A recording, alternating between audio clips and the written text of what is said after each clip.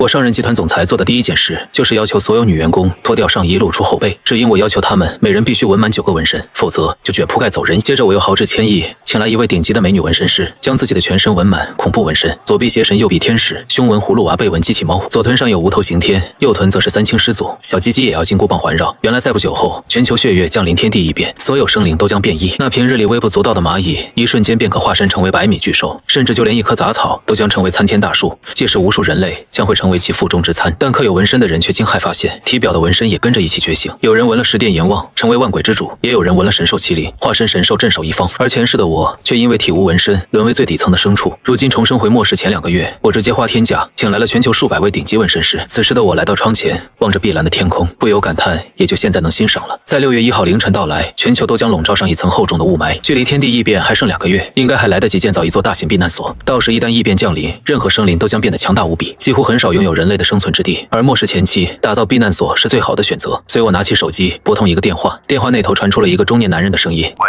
董事长，请问有什么指示？”给我查一查龙江市内是否有废弃的大型监狱出售。父母去世后给我留下的恒宇集团涉及数个领域，其中房地产便是其中之一。现在与我通话的正是负责房地产这块领域的总经理吴炳峰。董事长，据我所知有2个，一个在西郊的戈壁区，总面积有50多万平方米，比京都的天安广场还大不少，好像是上个世纪的产物，现在的售卖价为7个亿。另外一个就它了。我打断他的介绍，地处西郊那片荒凉地带，简直不要太合适。董事长，您是要……吴炳峰不解的声音传出，我并无废话。立刻给我联系这座监狱的负责人，以最快的速度将这座监狱收购下，然后开始施工。围墙高度至少要数百米往上，厚度至少2米以内，以钢筋混凝土打造，地面同样如此，且地层与表层还需以钢板铺盖。我的目的是打造大型避难所，物资之类至少能储存够几千人吃上3年，越多越好。你知道该怎么做吧？对面的吴炳峰听完一阵蒙圈。董事长，我大概算了算，按照您这样说去建造，加上收购的7个亿，至少还得再加30-40个亿。您下定决心了吗？我给你100个亿，务必在50天内完工。如果100亿不够，随时给我电话。记住，给我打造成一个末世堡垒般的存在。钱不是问题，以我的父母留下的公司和我自身的财富，钱对于我来说不过是一串数字罢了。而且待天地异变后，联合国为稳定局面，将会推出统一的交易，彼时也就只有黄金之类的值钱。我已经打算出售恒宇集团，把剩下的钱全部低价收购黄金。好，有董事长你这句话就行。只要能不惜代价的投入金钱，我亲自监工。10天内一定让您看到一座坚不可摧的末世堡垒。吴炳峰虽心存疑惑，但知道董事长性格的他并不想多问，直接拍着胸脯答应下来。财务部那边我会先给予你100亿交易权，去执行吧，越快完工越好。我说罢便挂断了通话。避难所事宜交代完毕，现在只等世界顶级纹身大师上门。随后我在豪华的沙发上坐下，网上搜着哪些纹身最厉害。最后我选择了10个至强的邪魔纹身，这些纹身刻到身上，待天地异变纹身觉醒时，我都不敢想象有多强的力量。记得前世那些刻着青龙麒麟之类都立在了这颗星球的顶峰，但异兽之中也并非没有能与之对抗。昆仑山上有一条金线蛇，1年化蛟，2年化龙，第3年进化为一条金龙。峨眉山上有一尊猴王，强悍无解，全球的猴子都归他统治。天地一变后，具有野性的动物才是这个世界的主宰。无数庞大的兽王开始肆虐横行。前期人类依靠着核武等强大热武器震慑，后期依靠超文者守护。傍晚时，一辆黑色豪华商务轿车缓缓停在别墅外的停车场上，副座的门打开，率先映入眼帘的是一位身穿职业西装、身材高挑、染着一头酒红色长发的性感女子。后座此时也下来一位美女顶级纹身师。小姐，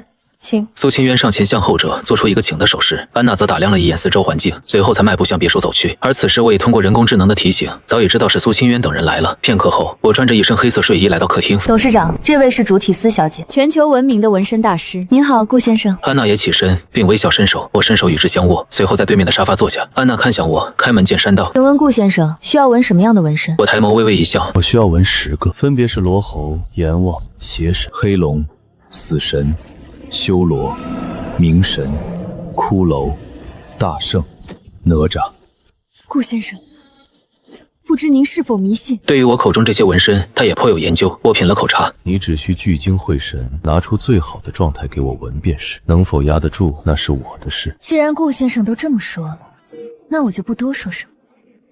舟车劳顿，先休息一晚，明日中午便开始，如何？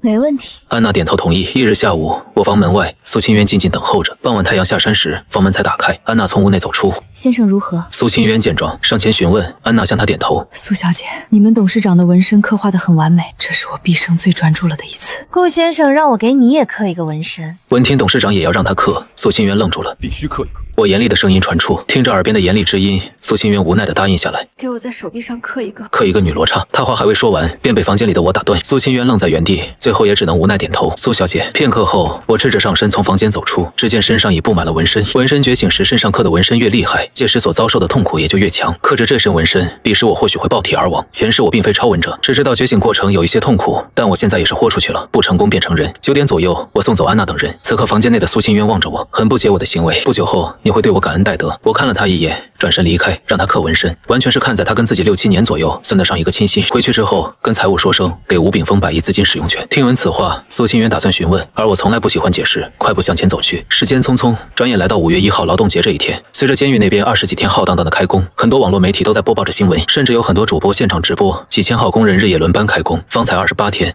已经建造2/3多点。按照这样的速度，不出意外，再有个10几天就差不多可以完工。普通人都当是这些富豪有钱没地方花，没有谁往灾难即将降临这种事情去想，而我根本不管外界之事。在这1个月来，我一直在健身。前世我也听说过，纹身觉醒时体质如果太弱，有可能会承受不住死亡。我必须要在这2个月中把自身调整到最好状态。就在这时，手机传来一条短信，拿过手机一看，只见上面显示着有一笔进账，数额高达900多亿。同时苏清渊来电刚接通，便听他的声音传出：董事长，收到钱了吗？事情办得不错，快回来吧。董事长，我辞职。苏清渊欲言又止，但最后还是讲了出来。从我身上，苏清渊现在只能看到堕落。此外，收购恒宇集团的那边高薪请她留下，她是个比较要强的女人，无心留在一个能把父母所留产业出售，花费上100亿，打造一个无用之地的男人身边。可以，你上个月的工资打到你卡上。我淡淡说罢，便面无表情挂断电话。苏清渊离开，对我心情造不成半点影响。人各有志，现在离开，以后想再回来，那就是痴心妄想。老大，此时别墅外走进一位身穿黑色西装的魁梧男子，我端起茶杯，抬眸询问：事情办得如何？老大，我办事你还不放心吗？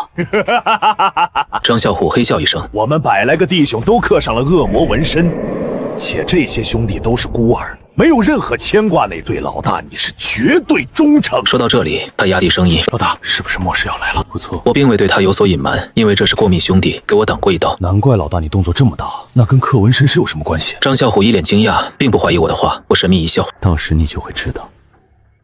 小啸虎，避免意外发生。西郊那边的工程，你带人去好好监督，最好在这10天内完工，然后还要花几天运送各种物资。那老大我就先过去了。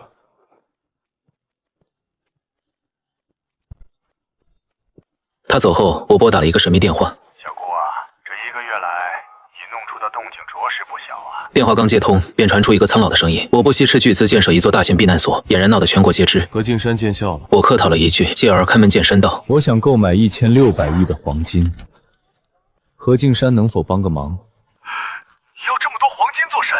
何敬山能否别问我？说着，直接给对方账户转账10个亿。没有谁比我更清楚，这些钱在灾难来临、统一货币发售时都将贬值得很厉害。好，帮你。对面兴许是看到进账的短信，刚才还询问情况，现在则一口答应下来。有劳何敬山了，1个星期内能否处理好？可以，到时一手交黄金，一手加钱。与之稍微瞎扯几句，我才结束通话。时间匆匆，转眼来到5月28号。这天龙江市西郊戈壁，斥资近100亿，占地50余万平方米的大型避难所，如是一座小城池坐落于此，给人的视觉冲击非常之大。厚重的城墙高达600米以上，后约20余米，每隔一段距离便矗立着一座发电风车。高空之上，电网覆盖，以防凶禽袭击。城墙上固定摆放着不知多少个太阳能电板。不仅是围城使用钢筋混凝土，避难所内的地面亦是如此，甚至底层和表面都覆盖着厚重的钢板。天地异变，除纹身者外，万物进化。老鼠、蚂蚁这些危害极大。围墙内放眼望去，座座楼房林立，至少可提供几万人生存。我的天哪！何等一座庞然大物！龙江市首富建设这样一座避难所，这是要做什么？听说他把恒宇集团都出手了。难道小说电影里的末世真要来临了？避难所外围观着许多主播，以及不惜千里迢迢来看热闹的人群，望着眼前这座庞然大物，无不震撼绝伦。苏小姐，以你和我的关系，他建造这座避难所的内幕，当真一点不知道吗？一辆豪华的商务轿车，后座一位言谈举止尽显贵气的绝美女子，目光从远处的庞然大物中收回，继而看向身边坐着的苏清渊，这位正是收购恒宇集团的幕后之人，京都5大家族之一的林家千金林婉清。苏清渊苦涩摇头：老板，他真的什么都没跟我讲。如果你对他有所了解，应该知道他是个什么样的人，根本不可能与手底下的人讲他的任何计划。他我肯定了解，我与他打过不止一次交道，确实是个让人难以看透的男人。据我所知，前几天外界运输进去的物资，只要保存得当，至少能让万人生存3年以上。他为何要如此？何止他疑惑，龙国不知多少财团对此皆感不解，但都没往末世这方面去想。不过即使他们知道，也来不及做什么。就在这时，远方大地上尘土飞溅，百余辆军用吉普车前呼后拥，这一辆豪华商用轿车朝这边行驶而来。来了，诸位铁子们，请看，这应该是龙江市首富的车队。在场的主播们纷纷将手机对准浩浩荡荡驶来的车队，车队无视大大小小的主播与人群围观，在那厚重无比的钢铁巨门外停下。此时厚重的铁门缓缓打开，随后车队进入避难所。此时在车内，董事长不负您的厚望，这座避难所，我吴炳峰敢以性命担保，绝无半点隐患。吴炳峰在我对面坐下，拍着胸膛保证。现在您该告诉我，为何要建造它了？张啸虎给我斟了半杯红酒，嘿笑道：“当然是末日即将来临，就在6月1号儿童节这一天。”吴炳峰听得此言，脸上露出迟疑之色。信不信随你，反正我对老大的话是100个相信。这2天最好带着你的家人一起进来。吴炳峰张嘴欲言，我抿了一口杯中红酒。不急，你有1天的考虑时间。我信。吴炳峰狠狠一咬牙，我明天便把家人带过来，反正6月1号就快来了。若真当万幸，若假也无影响。接下来，我在吴炳峰的带领下参观了这座斥资100亿的大型避难所。电力来源有风车发电机、太阳能电板及5万台大型发电机，石油储量30万吨以上，防护措施都做到了极致。身在这里，唯一担忧的便是覆盖天空的电网出现电力不足的情况。还有几座工厂，譬如服装厂、食品工厂、生产日常用品的百货厂等，还有一些农田区、蔬菜区，各式各样的种子储备了许多。至于肉类，彼时只需猎杀那些变异的怪兽即可。在避难所内巡视一圈，一到傍晚时分，我几乎每个重要地区都亲自看了一遍，总体而言非常满意。转眼时间便到了5月31号，夜晚避难所内灯火璀璨，但却显得很是冷清。观天台上，我跟张啸虎在此喝茶闲聊，夜空中星光点点，银盘高挂，风平浪静的，连一点前兆都没有。老大，我好兴奋啊！张啸虎喝了一口茶，内心中兴奋之意难以言表。秩序崩塌的时代开启倒计时了，我露出一抹邪肆笑意。两人闲聊间，时间过得特别快，转眼已是来到11点55分。此刻，避难所内现在只有吴炳峰一家3口，以及张啸虎手底下的108位弟兄，且都刻上了纹身。我看着夜空，缓缓道：“今晚是个不眠之夜。”老大，58分了。张啸虎心潮澎湃，眼睛死盯手机里的倒计时。随着时间指向0时，骤然间苍穹上亮起了一道4把整颗星球大气层分开的血色闪电，随后轰然炸响，一声妖艳的血光照亮整个全球黑夜。当它的光芒消失后，那轮原本皎洁的月亮，此刻却是如血般鲜艳，映照着整个黑夜，散发着诡异之光。随着午夜钟声12点敲响，好兄弟张啸虎忽然抱头惨叫：“老大！老大，我脑袋好像爆炸了，身上刻的纹身好热。”像是要破体而出。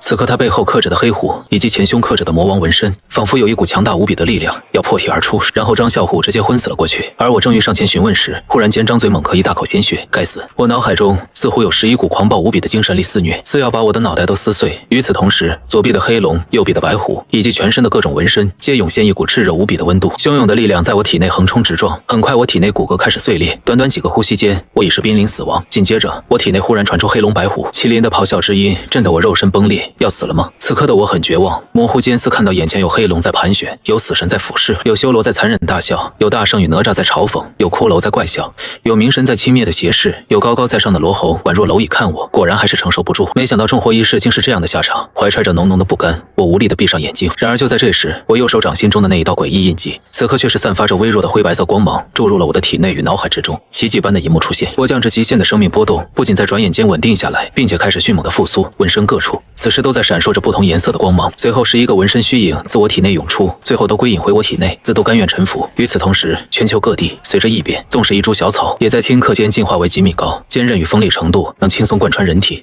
动物在变异期间也在不断地发出尖锐高昂的咆哮。那些家中养着宠物的人都惊呆了，家猫家狗之类的忽然异变，体型暴涨，看着比猛虎还凶残，但都没有伤害主人，因为虽在异变，但都开启了灵智。随着时间推移，钢铁避难所的围墙外，一双又一双发光的眼睛闪烁。好在这座避难所目前而言是绝对没有危险。不知过去多长时间，108位刻着恶魔纹身的弟兄们纷纷苏醒。好强的力量！这就是老大让我们刻纹身的原因吗？感受着背后恶魔纹身内源源不断的力量，他们揭露出不可置信之色。尝试动用恶魔纹身的力量，霎时一具恶魔铠甲覆盖全身。观天台上面，不久后张啸虎也悠悠地醒来，随后他倒吸一口冷气，握着身体，他背刻黑虎，胸膛刻着魔王，两股恐怖之力在体内交织。尝试动用黑虎之力，瞬间浑身上下遮蔽上一套酷炫绝伦的黑虎战铠。还有这种操作？然后他再尝试动用魔王纹身，顿时黑虎铠甲进化，变成了更酷炫的魔王虎铠，背生一双科幻味道十足的虎纹王翅。微微震动间，间猛地冲天而起，随后他居高临下看到了广场上聚集在那边的108位弟兄，轻轻振翅间，轰然一声落在这里。五哥，这力量！一众穿着恶魔铠甲的兄弟们上前，脸上都有难言的兴奋，确实牛逼。见到老大了吗？他们摇头，没见到，一直没动静。随后张啸虎散去铠甲，你们守在这儿，我去看看老大。与此同时，在卧室内，我刚洗完血迹出来，身上的纹身经过觉醒之后，像是活物一般，给人的压迫感非常之恐怖。望着手中的灰白色诡异印记，我知道是他救了自己。你到底有什么来历？我不禁自语，对这块印记的神秘感到无比好奇。现在的我，即使还未动用纹身真正的力量，肉身之力便强得一塌糊涂。纵是穿甲弹，我感觉也能徒手接下。意念移动间，眉心处的血毛纹身散发妖艳的血光，随后纹身消失于我身前，化作一根长毛。意念微动间，血毛便如一道闪电在房间里穿梭。紧接着，我继续催动修罗纹身，瞬间一具暗红色铠甲覆盖，催动黑龙纹身，我身上的修罗铠甲发生变化，覆盖上一层黑色龙纹，无形间逸散之息更为暴虐凶厉。催动白虎纹身，身后一阵白光涌动间，竟幻化出36把虎纹飞刀，静静沉伏于我背后。可我突然发现，每次只能同时动用4种纹身之力。催动大圣纹身，顿时一股恐怖的力量自体内升腾，背后神武伟岸的大圣虚影浮现，狂暴的力量源源不断在体内汹涌。催动麒麟纹身，我身上覆盖上一具黑色火焰流转的麒麟铠甲，力量骤增。这时候我发现又无法催动其他纹身了，当即散去麒麟铠甲与大圣虚影，催动死神纹身，我身上瞬间乌黑的死气弥漫，随后死神套装遮体，体内涌动的死亡之力宛若来自地狱深渊。催动骷髅纹身，掌心之中一把长长的骷髅镰刀浮现，流转着阴森之息。催动他们之后，又无法动用其他纹身，然后我散掉他们。尝试催动罗喉纹身，顿时一口老血喷出，以我现在的肉身，竟然无法催动它。不愧是魔祖罗喉，和其他纹身根本不是一个档次的存在。随后我催动冥神纹身，一股强大的力量自体内爆发，体表上覆盖一层灰色的铭文，流转着压抑的灰色光芒。催动哪吒纹身，不料冥神纹身直接解体，我整个人发生翻天覆地的变化，竟然变成了魔童降世里面觉醒了的哪吒。我知道现在的纹身都才1级，并非是无敌的，前世有不少超纹者修炼至了9阶，实力之可怕，抬手间可推平一座大山。接下来我探索着各种纹身的特点，白虎纹身单独催动，也是以铠甲的形式出现。我目前的肉身强度根本承受不住3重铠甲加身，我的修罗铠甲和黑龙铠甲强度都太高，单独拉出来一个，强度都比张啸虎的双重铠甲高。与此同时，城市里异兽正横行肆虐，开启了灵智的他们还懂得冲入居民房猎杀人类，大批军队出动坦克战斗机救援。此刻龙江市某别墅小区一座豪华别墅外，一条异变的藏獒犬体型足有面包车大小，趴在这里镇守着。而在藏獒犬镇守的那座别墅大厅里，林婉清正蜷缩在沙发上面，听着外面的吼声和隔壁别墅内那些凄厉的叫声，深深的恐惧与绝望笼罩着他。所幸的是，他养的那条藏獒犬也异变，并没有伤害他。刚才他打过电话回去，家族中也乱成一团，根本没心思再管他。突然门外的藏獒犬发出咆哮，婉清姐，你在里面面吗？与此同时，苏清渊的声音传来，闻声林婉清微微一愣，在这个时候他怎么能来到这里？连忙说道：小白，别动手！说话间，林婉清起身快步去开门，只见他的藏獒犬正龇牙咧嘴地盯着不远处一位铠甲肢体，从其凹凸身材来看是位女子。苏清渊见他出来，婉清姐，是我。林婉清满脸震惊地望着他，清渊，这东西到底是从哪儿来的？纹身来的。顾京晨预料到了一切，包括今晚。听完苏清渊这番话，林婉清呆若木鸡。纹身觉醒，就是今晚的活命筹码。谢谢你，这种时候还能想到我。跟我走，去避难所，留在这儿必死无疑。送我？那你呢？苏清渊面露苦涩，他深深的明白无法再回到那个男人身边了，因把家人送到军队手中才来这里。他真的会收留我吗？你的管理能力，这是他需要的。在新纪元，只要有价值，他就不会拒绝。随后林婉清点头，决定出发。与此同时，钢铁避难所外聚集着许许多多的异兽。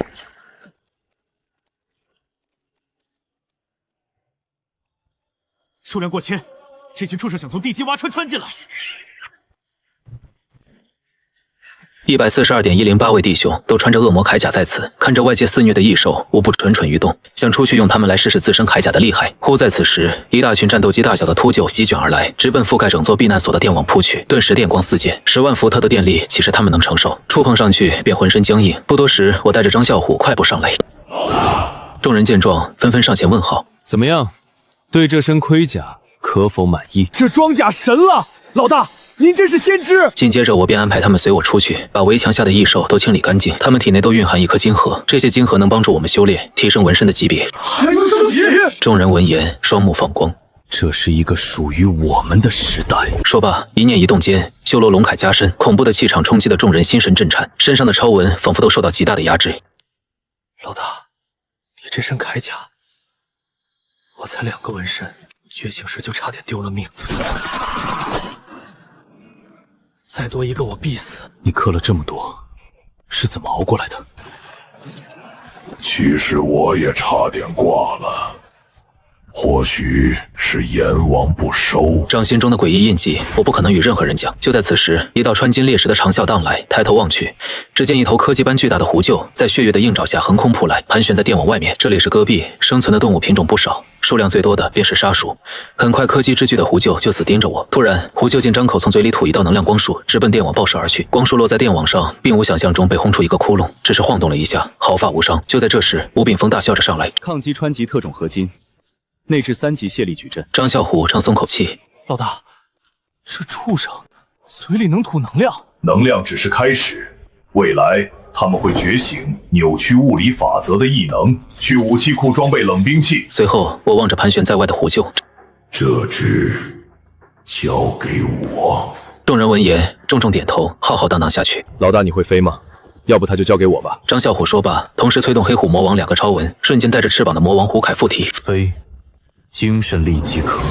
说罢，我召唤黑龙，伴随着一阵龙啸之音，随后嗖的一声，直奔避难所那座厚重的大门飞去。每一道超文觉醒时，都将给宿主带来一股庞大的精神力。我11道超文带来的精神力及浩瀚程度是很恐怖的。这也行，老大，我去拿把合金刀。超文能幻化出铠甲，但并没有武器。几个呼吸间，我来到铁门前，按下开关。红黑双色的修罗龙铠，体表纵横的黑色龙纹，流转着暴虐之息。意念一动间，眉心处的血毛超纹觉醒，化作一根血毛出现在我掌心中。此时铁门已开出一道可出去的裂缝，我提着血毛从门缝中走出。随着我的出现，聚集在此的数百只老虎般大小的沙鼠、沙蟹、沙狐等嗜血兴奋的目光纷纷锁定了我，张嘴咆哮着一拥而上，似在争先恐后的抢夺猎物。随着一阵沙土飞扬，我的身影原地消失。在现身时，手中血毛已是贯穿一只巨大的沙蝎脑袋，继而恐怖的力量爆发，沙蝎整个脑袋炸碎。这时，附近的数只沙鼠张开大口扑杀过去，我速度非常之快，身形微动间，血毛的光芒骤闪，刚扑至近前的6只沙鼠脑袋，通通与身体分家，鲜艳的血液洒满一地。我的超纹虽然只是1节，但可都是出自安娜之手，且更是这个世界上最强的纹身。任何一道觉醒时暴涨的精神力，便可让90%的觉醒者丧命。若无掌心中的灰色印记，我必死无疑。这时，身后一条长达近2米的沙狐张开血盆大口，直奔我脑袋撕咬过去。我一个横移来至对方上空，砰然一声，狠狠将之碾爆地上。与此同时，左边6只沙鼠暴掠而来，发出尖锐的叫声。下一秒，血毛横空其上，血色的雷霆闪烁，横扫而过。6只沙鼠纷纷爆碎而亡，分别掉落一颗食指大小的乳白色金核。老大，我来了！那畜生要跑！快追！下一秒，我横空而起，朝着那只狐鹫逃窜的方向追去。而张啸虎也是异常凶猛，周身虎煞之气激荡，魔王之力流转，提着砍刀冲入异兽群中，砍瓜切菜的屠戮起来。张啸虎刚砍杀几只异兽，171.108位身穿恶魔铠甲的弟兄就蜂拥而出，加入屠杀。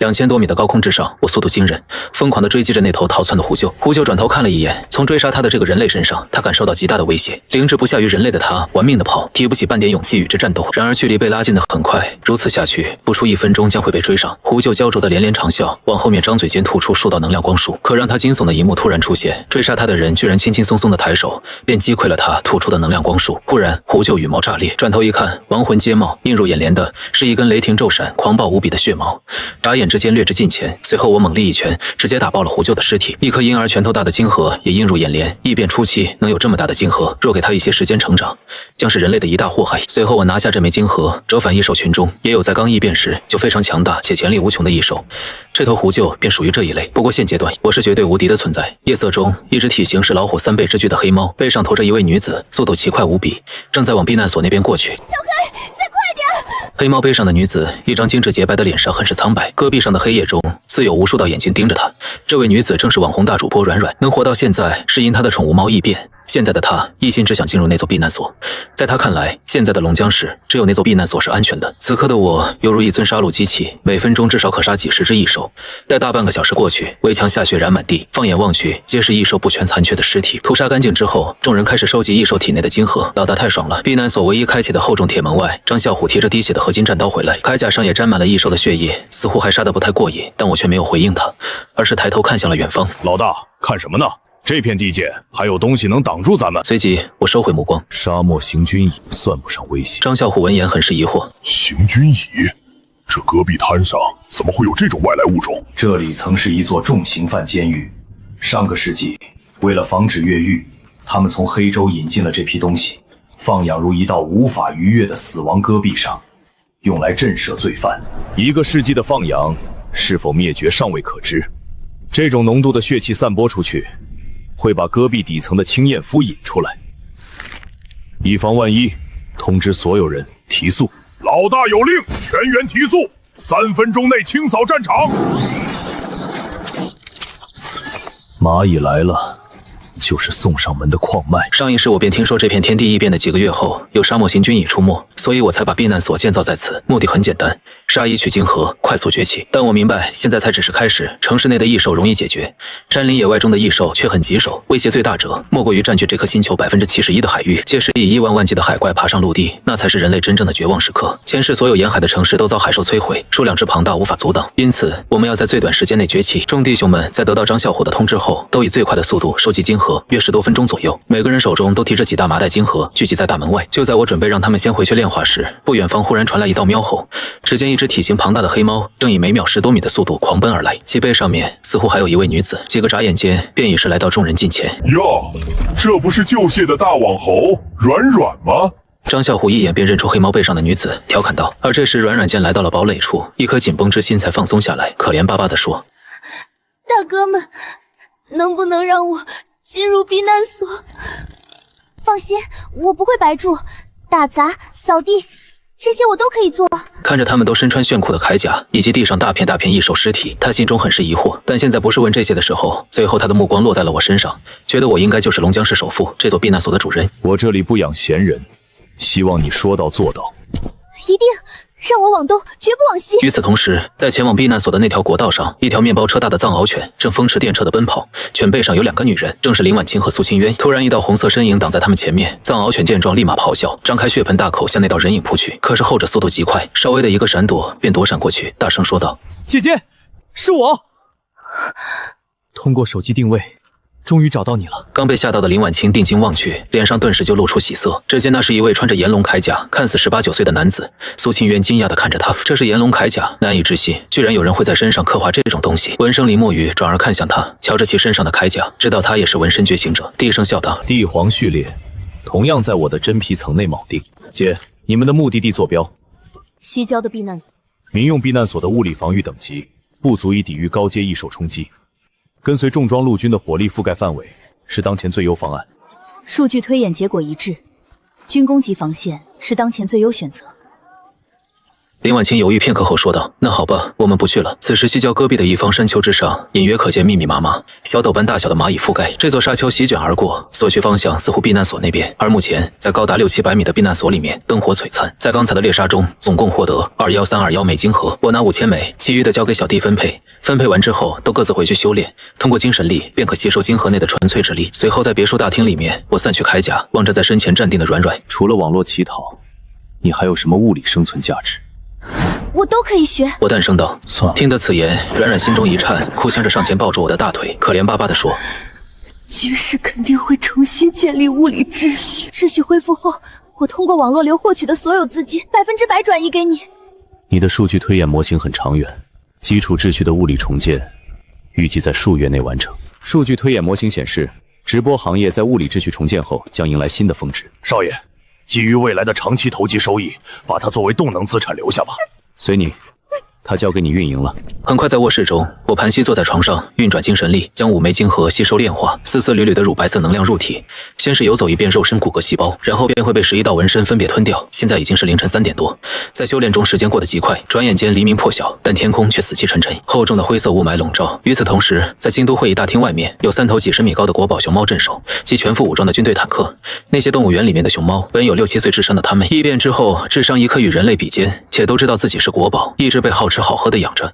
现在国家有难，岂能不帮？现阶段，他们绝对是异兽中的天花板。三角会议桌旁边，3人相对而坐，是3位50岁左右的中年男人，此刻都满脸凝重，望着桌上投影光幕内破败景象。军部龙振邦沉声说道：这场异变来得太突然了，打得我们措手不及。听说4月份龙江市首富顾京寒斥资100亿，提前打造了一座大型避难所，莫非他能预知未来？不错，当时都没当回事儿。他到底是能预知未来，还是恰巧碰上？而正部黄金尧却说：零概率事件，图2的底层逻辑绝不是巧合。说着，他在虚拟屏幕上滑动几下，把卫星视频切换到避难所那边。当见到那边的景象，在座的3位无不倒吸一口冷气。映入眼帘之景是无边无际的行军蚁，皆有成年狼狗般的体型，黑压压地围住整座避难所，并疯狂地往围墙上爬去。可当进入10多米高度时，皆被带电的钢板电击落下。物理防御将被数量级抹冰。 是否需要调度重型航空大队队进行地毯式战术轰炸切入？顾京晨他知道的或许很多，如果就此死掉，得不偿失。先看看顾京晨有没有解决方法，如果没有，再派战机过去。军部龙振邦突然开口：“先把卫星网络开了，到时候好联系顾京晨。”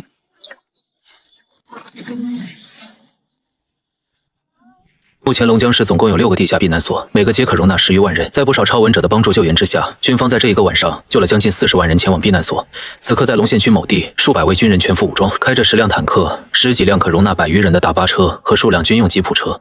现在的大巴上几乎都坐满了满目惶恐的人们，肆虐在小区内。比猛虎还巨大的老鼠，悍不畏死地冲击着军队的阵型，纵使火力覆盖，都有些清理不过来。而林墨雨持着炎龙刀和苏清渊也在这里帮忙击杀那些冲到近前来的老鼠。除他们2人外，还有10几位超能者相助，但其中只有1位是铠甲超人，其余的都是增强自身力量的超人。在他们的相助下，不到1个小时便杀出数以万计的老鼠包围。他们似乎都不知道异兽内有一颗晶核可提供超文者吸收，都没管那些异兽尸体，杀出鼠群的包围圈。林墨雨和苏清渊同坐一辆吉普车。你的装甲物理承载力与高频输出硬值超过了我的预期数据，那是什么图腾序列？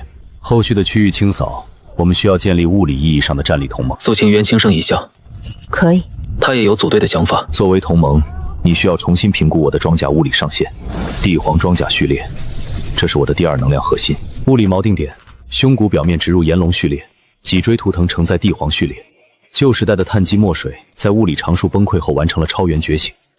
这是概率学上的奇迹。与此同时，西郊避难所比城墙还高的观天台上，张啸虎和108位弟兄皆聚焦于此，望着围墙外黑压压的行军蚁，都感觉头皮发麻。吴炳峰皱眉道：“正在击穿我们的峰值功率验值，电力物理储备的消耗速率已经偏离了安全演算区间。”而张啸虎却很镇定：“30万吨物理液态储备，5万台重型矩阵，配合地表风能与太阳能物理捕获系统，物理隔离15天，我们可以用焦耳级热能。” 把地表的所有碳基蝼蚁蒸发成灰烬。突然广播响起，我让他们全体在门口集结，这些蝼蚁将成我们崛起的养料，并且我还开启了全球直播，我要让世人看看什么叫这世界上绝对安全的避难所。至于树大招风之类，都是笑话。核弹之下我无敌，但即使丢来核弹，我也会在其落地之前催动白虎飞刀，在几千米高空之上摧毁。很快，在最高会议大厅内，国家领导一脸震惊，那些人竟都穿着超文铠甲。卫星捕捉回来的画面，正是避难所大门前，张啸虎带着众人已经集结在此，并且都覆盖上了超文铠甲。见状，3位终于敢笃定顾京晨知晓内幕。正部画世人轩辕策开口道：“他们似乎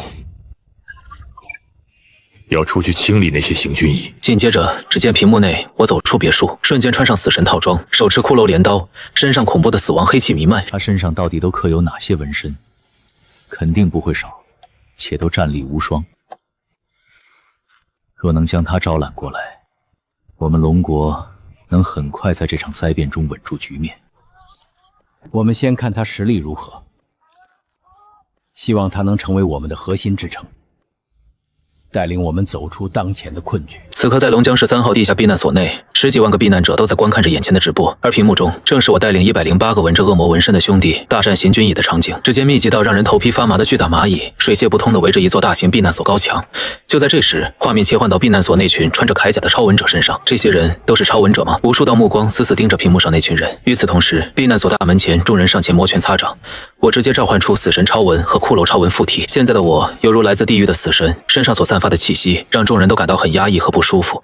随后，我如死神般的声音从狰狞的面具下传出：“吴炳峰，切分50个物理单位负责晶核回收，其余单位进入无限制火力宣泄状态。” 指令确认。穿着蛟龙铠甲的吴炳峰点头，随后清点出50个弟兄。待分队完毕，我按下开门按钮，厚重的铁门开启。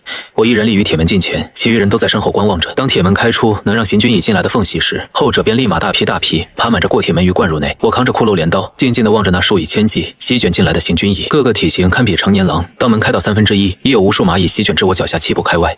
全国正在观看直播的幸存者，此刻都不由得屏住呼吸。下一刻，我的四周立马浮现出宛若黑雾般的死亡之力，手中中骷髅镰刀雾光骤闪，猛然往前横扫过去，顿时一道长达几十米的死亡锁链浮现，如同汪洋海浪般狂扫过去。一瞬之间，上千只行军蚁皆遭横扫爆体而亡，散落了一地乳白色晶核。紧接着，我沙哑低沉的声音响起：“把渗透进来的物理残渣全部清理。”随后轰然一声，率先冲杀出去，方才出离大门，便见无数黑色的行军蚁像是浪潮般覆盖而来。随即我狠狠一脚践踏在大地上，伴随着轰鸣之音响彻，一股狂暴至极的死亡雾霾自地下涌起，滚滚地向前方荡漾扫去。但凡接触死亡雾霾的行军蚁，皆无法承受，爆体而亡。死神超文和骷髅超文是最适合屠戮与打群架的。与此同时，张啸虎和赵烈带着50余位弟兄杀出，四散开来，各杀一方。吴炳峰则是带着他的人紧随其后，他们的主要目的是收集晶核，因为行军蚁的数量实在太多，无法将之一次性杀光。至于能不能击退谁也不清楚。随着他们出来，留守之人关上铁门，一场对异兽展开的大屠杀就此拉开序幕。张啸虎手持合金长刀，在无穷无尽的蚁群之中，每秒几乎都能砍杀几只。即使有行军蚁能靠近爬到他身上，别说对他造成伤害，连在铠甲上留下一道痕迹都做不到。但我才是最猛的一位，手中骷髅镰刀挥舞间，死亡雾霾绽放，覆盖大片大片区域。但凡被波及的行军蚁，无一例外通通爆体而亡，留下一地的晶核。我所到之处，方是寸草不生，万物凋零。附近同样异变的植被，在死亡雾霾的笼罩下，一瞬间枯萎死亡。身穿恶魔铠甲的弟兄们，一个个都凶猛的一塌糊涂，在他们眼中只有挥刀砍杀，绿色的鲜血转眼间铺满大地。这是一场一面倒的屠杀，只有他们精疲力尽时才会结束。那位身穿死神套装的超文者好牛逼啊！随便一击都能灭杀大片大片蚂蚁。这些超文者都强得离谱，但是能坚持多久？这一潮杀得干净吗？全国无数幸存者几乎都在看着这群人的强大，毋庸置疑。但在无穷无尽的蚂蚁群中，能坚持多久？约10多分钟左右。远方的大地上忽然荡来一道尖锐至极的长啸之音，随后便见一只面包车大小、浑身坚硬鳞片覆盖的蚁王从那座山丘下缓缓出现，犹如一尊不可一世的王者，傲立其上，灯笼般的眼睛死死盯着正在大规模屠戮他子民的人类。随后他大吼一声，亲自出手，快速地向我扑来。所过之处，沿途的蚂蚁通通为他让路。我的天，好大一只蚂蚁！其他的蚂蚁怎能比他小那么多？观看直播的幸存者们望着视频中那只面包车大的蚁王，无不倒吸冷气，为那边正在战斗的超文者感到担忧。此刻我横扫掉附近的蚂蚁，猩红的眸光转向朝我奔来的蚁王。能在短短一夜间进化至这种程度，他无疑是吞噬同类所致。眼前这只蚁王至少是3阶巅峰的存在。随后我眼神中绽放出疯狂与兴奋之光，散去死神骷髅超文，眨眼间催动修罗超文、黑龙超文、血毛超文、白虎超文。一瞬之间，我身上修罗龙铠遮体，血毛掌心中浮现36把白虎飞刀身后沉浮，提着血毛，轰然间迎上杀来的蚁王，所过之处龙威肆虐，修罗之力激荡气场，形成狂风震爆，沿途一切行军蚁暴虐的一塌糊涂。观天台上面，赵雨桐、王若曦、吴念希和他母亲李慧兰在此观望，望着外界霸气绝伦、强势无比迎上行军蚁王的我，软软美眸内异彩连连，为那身姿态而芳心大动。卧槽，他到底拥有多少个超文？好他妈酷炫神武的铠甲，他能战胜蚁王吗？无数幸存者望着眼前一幕，皆感无比的骇然，而我则修罗龙铠加身，手持狂暴血矛，迎上行军蚁王的那身霸道身姿，让许多女观众激动不已。此刻在京都最高会议大厅内，常规个体的神经系统会在激活第一图腾时物理熔断，它到底是如何在物理层面完成这种自杀式的图腾重叠而不被撕踩的存在？黄金瑶满脸惊骇地盯着。昨晚深夜时，他们便得知超文觉醒时的过程很痛苦，稍微强大一些的纹身觉醒时都能直接要了觉醒者性命。此子必须得拉拢他，成为我们龙国的定海神针。对，若是有他坐镇，能让所有幸存者燃起希望。我们需要这样一尊强大的超文者，统领所有超文者。这件事情后面再说，我们先看他的实力。目光紧紧盯着屏幕上越来越近的蚁王和我的身影。与此同时，在龙江市3号地下避难所一个独立房间内，这家伙的超文铠甲为何能发挥出这种强大的力量？林墨雨满心不平静，望着电视内，光是气场便可震杀附近行军蚁的狂暴身姿，别提多震撼和嫉妒。原以为他身怀炎龙帝皇铠甲，放眼全世界绝无超能者可比肩，万万没想到这就出现一位他无法撼动的存在，并非帝皇铠甲弱，而是我身上的超文，就没有一个是简单的黑龙修罗白虎。这玩意放眼玄幻世界都是顶峰中的生灵，他的帝皇铠甲放眼全球确实很难找出几位能比肩者，但跟我比便是自取其辱。别在脑海里进行那些毫无意义的能局模拟了，你看不穿他，是因为他早已完成了对所有未来物理路径的精确预演。他体内铆定了11个独立图腾，每一个都是人类禁区里的古老神话。11次自杀式的能距冲击，他不仅活了下来，还完成了对他们的绝对物理奴役。11个神话级，每一个的觉醒热量都能瞬间把细胞液硬蒸干。他到底用什么物理结构承载的？这就是我们与他的物理臂证。对于他，人类现有的进化公式是失效的。11个，就在这时，一声巨响传出，我与蚁王碰撞在了一起，血毛狠狠抵住他血盆大口内那排锋利的牙齿。轰然一声巨响，恐怖的力量爆发，顿时黄沙漫天，彻底淹没我们的身影。36把白虎飞刀寒光闪烁，透过肆虐的黄沙乍现，随后一阵铿锵之音响彻，像是击在金属上一样。蚁王一声咆哮，6条粗腿内侧排列的9个如刀锋般的利刺离体而去，随他意念操控，绞杀向了我。与此同时，蚁王口中能量凝聚，猛然喷射出一口水缸般粗大的能量光束。这家伙的鳞甲竟连我的白虎飞刀都无法破，至少4阶后期层次，到底吞噬了多少同类？难道他知道吞噬同类体内那些晶核可以进化吗？铠甲外我猩红的眸光闪烁，这蚁王反应实在太迅速，已经来不及闪躲他吐出的光束和催动杀来的54根锋利尖刺。抬手间，身前呈现出一面黑龙形状的盾牌，随着轰然一声巨响，能量光束与54道尖刺击来，狂暴的力量汹涌，我竟硬生生的被他击退数十米。随即我稳住身形，真没料到，才1个晚上多的时间而已，居然能进化出4阶后期的异手，放在前世绝对是史诗级异手。紧接着，蚁王从黄沙中走出，54根半米长的尖刺沉浮在他面前，灯笼大的眼睛满是戏谑的盯着我。怎么会这样？这只蚁王到底有多强？全国幸存者和超闻者见此情形，一颗心皆悬到嗓子眼上。如果连这位都无法击杀那只蚁王，那么放眼所有超闻者，谁能做到？观天台上照顾了顾京晨10几年的王忠和双拳紧握，满脸担忧，而软软却是无比相信，这个男人一定不可能止步于此。物理秩序的最后一次呼吸，到此为止。我眸光摄人生如地狱丧钟，意念一动间，明神超纹激活，霎时一股更为狂暴的力量自我体内涌现，修罗龙铠体表的龙纹消失，覆盖上道道灰色诡异铭文。与此同时，在我背后四通脊梁骨处猛然长出左右2条狰狞黑龙，深蓝色的龙目威严且暴虐，底表坚不可摧的龙鳞流转着冰冷之光。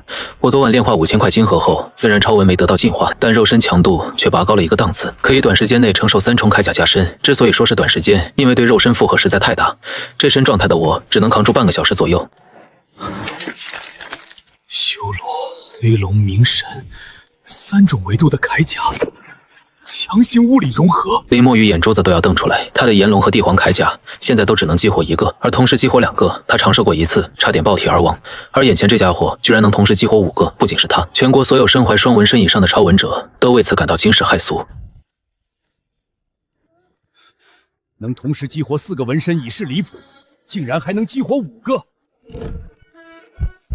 昨晚收集的资料显示，现阶段别说同时激活5个超纹，哪怕是2个，都没有人能做到。碳阴结构的物理上限在这一刻失效了。此子，他的真皮层下方埋着我们无法理解的物理黑盒。他不是觉醒者，他是某种更高维度的物理载体。